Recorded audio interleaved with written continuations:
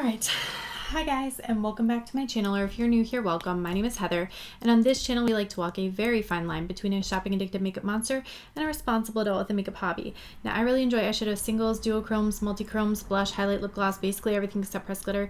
Today we're going to be talking through a little bit more of my collection, doing a little bit of decluttering, and in this particular video I have a lot of my palettes that are a lot of toppers and metallics, all non-matte shades in the palettes. These are all over here. I have my Blend Bunny stuff, and then I have a bunch of pastel palettes that I had pulled out of my collection to film a video, and I figured I'd go through them here rather than putting them back away and then having to pull them again after I do these declutter videos. So that's what we're going to dig into right now. All right, so this Huda Beauty Neon palette, I literally keep for these these three shades right here. And it's so sad, but I'm pretty sure I can find alternatives to these shades at this point. This one definitely reminds me of the one shade in the Juvia's Place palette. I definitely think I have a single that mimics this one, and this green, I think finally with this, it's like a way better quality green. So I think I'm finally ready to ditch this palette. In the Limelight, this is another ColourPop 9-pan palette, and for some reason this one just I don't know, it just didn't really get me the way I thought it was going to. It's kind of lackluster, and I think I'm just gonna let this one go too. I was really hoping that it was gonna be this super neon-y kind of palette, and it just was not. Strawberry Lemonade, I think I'm gonna let this one go too, because I have a bunch of palettes that are like this, and I would definitely reach for my BH Mimosa palette before I reach for this one, so I don't necessarily need to keep both, so I'm gonna let this one go too.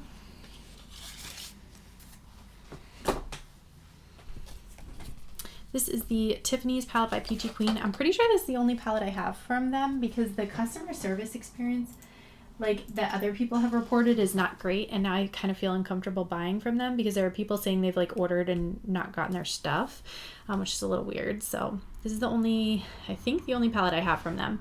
I like this palette a lot. I feel like these two shades are too similar, but in general I like this palette in Color Story, so I'm going to keep this one. Nabla Soul Blooming, absolutely keeping this one. I think this is such a pretty palette, and this shade here actually reminds me of that shade in the Huda palette. So there we go, there's another one. So I can definitely get rid of the Huda palette and keep this one.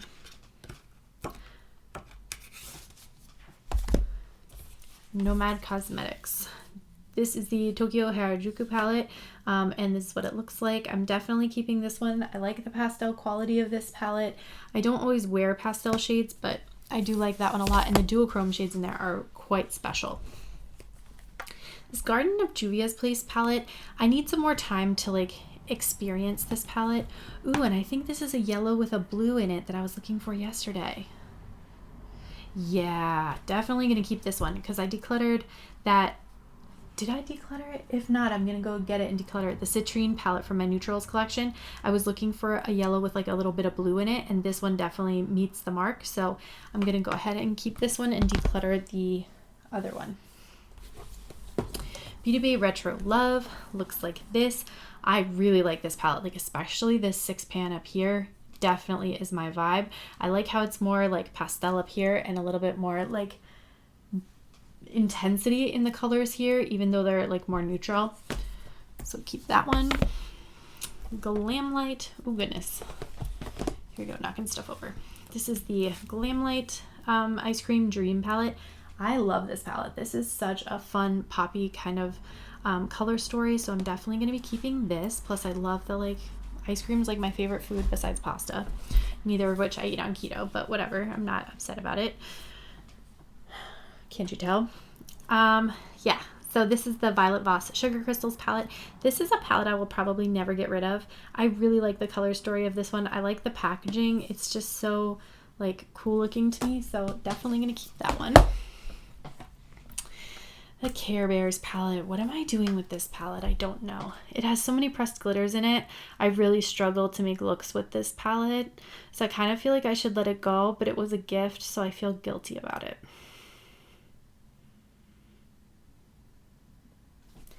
And that's where I'm stuck. That's pretty. Yeah. I guess I wish it didn't have pressed glitters. I wonder if I could pop the pressed glitters out and put something else in there, because that I would really, really appreciate more. But yeah, that's that palette. I guess I'll keep it for now. Dude, gift guilt is a thing, let me tell you. This is the 90s Remix palette. It looks like this. Very beautiful pastel shades, and I like the shimmer formula in this particular palette as well. So I'll be keeping this one. This Sugar Pill palette is one of the capsules. I think this is the first one, right? I think this is the first one. This is a really pretty color story. I like these kind of soft shades here, and then you've got a really pretty duochrome in here. This blue is quite pretty as well. Definitely want to keep this one. This is one of the Huda Beauty Zodiac palettes, is Aquarius. I like this one a lot. It's, well, let me take that back. I like this palette. I wish it was a little bit more punchy, but I understand it's intentionally not punchy so that it can be pastel. But that tends to be my gripe or frustration with all pastel palettes, is that I want them to be punchier than what they are. So this makes a good companion palette for me. This neon palette from Profusion, I definitely feel is more of a pastel palette than a neon palette. Even though it looks very vibrant in the pans, it does not come off that way, and it fades. So I'm going to go ahead and declutter that one for sure. This is the Sea Color Purple Rain palette, and this is supposed to be a dupe for the Jeffree Star, I don't know, something probably offensive palette. And I like this one a lot. I think this lilac shade is really pretty, and Expose is really like nice and sparkly. I like the kind of interesting undertones that they have for some of the shades here. I think they did a good job kind of duping that. So I will be keeping this one. This is the Unicorn Cosmetics Angel palette. And this is what it looks like. I got this because I was really hype about the greens that were in here, and then like this blue really got me.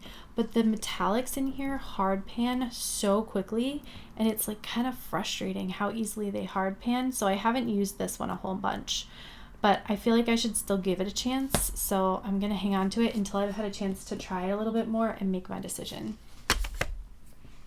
All right, let's do some topper palettes. So this is actually a highlighter duo from Glam Light and Scooby-Doo Part 1, but I keep it up with my toppers because I just love this image and I think it's so cool that I want it on display. But these are the two shades, and it's definitely not going anywhere. This is the Blend Buddy Noctilucent Highlighter Palette, and again, even though I know it's supposed to be a highlighter palette, I like to use it for toppers as well, so I keep it up with my topper type shades, and I think it's a really, really beautiful palette, definitely worth the money, and more affordable than the Bella Beauté bar one. This one, shout out to my aunt for getting me a replacement for this palette whenever my kids like demolished the first one when they broke into my room.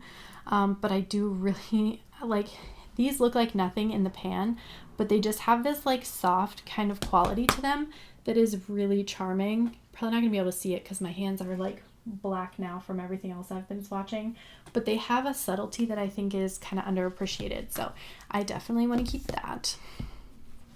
This is a Duochrome Topper Palette, Sugar Dreams by Sugar Drizzle, and I am not going to be getting rid of any of these palettes. These are all like Sugar Drizzle, It's Belle. They're all kind of the same manufacturers, it seems, but I do like the color stories. I think the actual shades are quite nice, and they work really well for toppers.